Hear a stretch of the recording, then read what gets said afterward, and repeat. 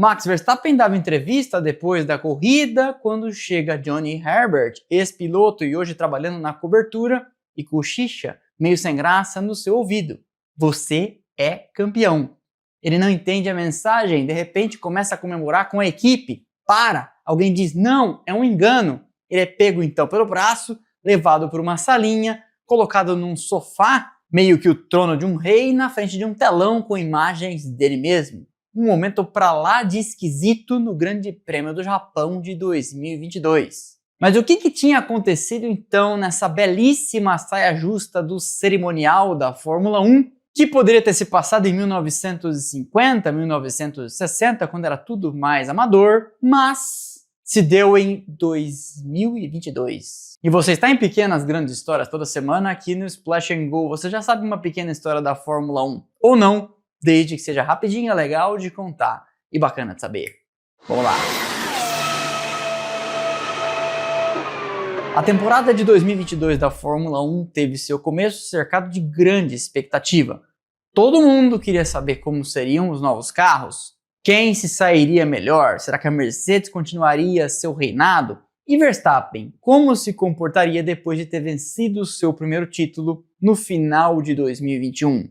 O começo do ano mostrou as Ferraris aparecendo muito bem. Leclerc venceu o Grande Prêmio do Bahrein numa disputa roda-roda com Verstappen e todo mundo pensou, deu certo esse regulamento, os carros vão conseguir andar mais juntos. Outra preocupação que não se materializou foi a continuidade do domínio da Mercedes, porque ainda na pré-temporada parecia que o tal W13 seria mais uma vez um carro revolucionário pegando todo mundo de calças curtas com o tal do Zero Pod. Lembra dele? Pois é, já apareceu em Engenhocas 4. Só que logo depois dele ir para a pista nos testes no Bahrein, foi ficando claro que a Mercedes não tinha acertado no carro. E não ter acertado no carro é generosidade minha. Ela tinha errado feio. Red Bull e Ferrari claramente estavam à frente da concorrência. Leclerc de Ferrari venceu a primeira e a terceira corrida, Bahrein e Austrália, com Verstappen levando na Arábia Saudita. Mas aí a Red Bull foi se acertando com o RB18, resolvendo problemas de confiabilidade. E quem mergulhou em problemas técnicos foi justamente a Ferrari.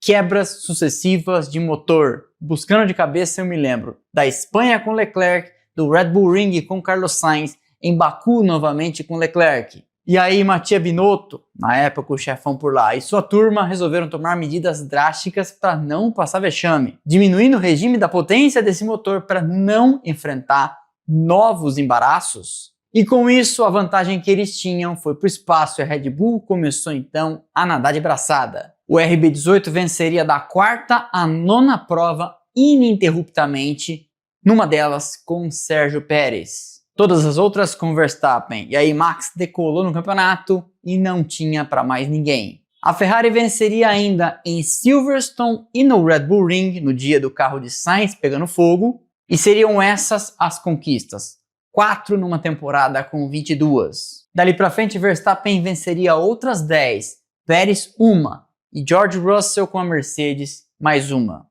Massacre. E o campeonato seria decidido no Japão com 4 provas de antecedência. Mas no final da corrida, ninguém tinha certeza, nem Verstappen, nem a Red Bull, de que eles tinham levado o campeonato.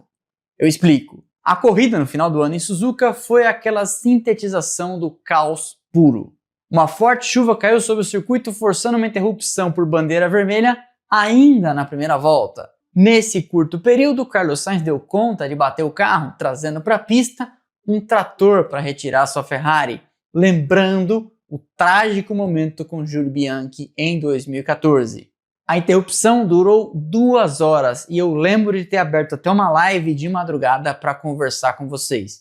Não vou pôr as imagens aqui porque eu estava de pijama. Mas tudo isso seria apenas o aquecimento para um dos momentos mais estranhos da história da Fórmula 1. Numa saia justa do cerimonial, porque a corrida foi reiniciada, mas em razão do entardecer e a queda da luz natural, teve sua duração encurtada pelo limite máximo de 3 horas a partir da luz verde. Verstappen dominou com seu principal adversário naquele campeonato, Leclerc, terminando a corrida em segundo.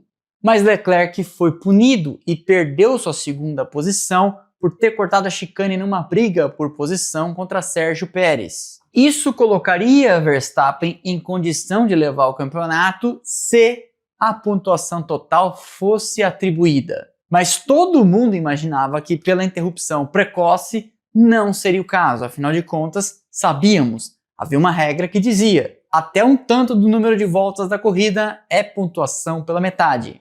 Por isso, inclusive, que ao longo da história temos pilotos que têm um total de ponto, 5. Foi então que Verstappen, dando entrevista depois da prova, comentando do resultado, é puxado de canto por Johnny Herbert e avisado, ao pé do ouvido, no cochicho, você é campeão. Sem nenhum contexto, ele avisou Verstappen da confusão. E o que se seguiu foi uma cena surreal. Verstappen de repente comemorando com a equipe, até que parou, à lá pai de Felipe Massa, em 2008. Foi levado para aquela salinha após corrida insistindo, não gente, eu não fui campeão. Até que alguém do cerimonial fala, foi sim, senta aí nesse trono, sem piadinhas de duplo sentido, naquela poltrona gigante diante de um telão com imagens dele mesmo. A confusão aconteceu por causa de uma interpretação equivocada da regra, que vamos combinar aqui é bastante confusa, por parte da Red Bull que avisou Verstappen. Não foi hoje, quem sabe na próxima corrida. Acontece que pontuação pela metade é dada em corridas que são interrompidas e não podem ser retomadas. Mas esse não tinha sido o caso, a corrida foi retomada e encerrada com bandeirada pelo limite de tempo, o que era uma hipótese diferente. E nesse caso, pontuação 100% para ele e para os demais. Verstappen, então, campeão mundial de Fórmula 1 de 2022, embora tivesse até pouco tempo ali antes dizendo não gente, mas eu não ganhei. E tinha ganho.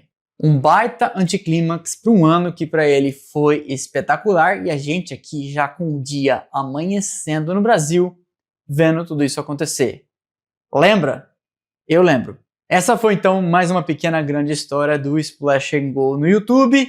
Espero que vocês tenham gostado. Deixa o like que é de graça, não custa nada, você sabe, ajuda demais o canal. Quebra essa pra mim, quebra essa pra nós. E não se esqueça de deixar seu comentário, sua hypada, um emojizinho que seja, contar de onde nos assiste. Qualquer coisa serve para o algoritmo seguir impulsionando o nosso crescimento internet afora. Para não perder nada do que fazemos por aqui, temos canais de notificação, Instagram, Telegram e WhatsApp, para você saber de todos os vídeos, não perder nada e a gente não ficar dependendo do YouTube lembrar de te lembrar. Por fim, temos nossas redes sociais com conteúdo o tempo todo sendo postado por lá. Instagram, Twitter, Threads, TikTok, estão passando aqui os arrobas, os links estão lá embaixo na descrição.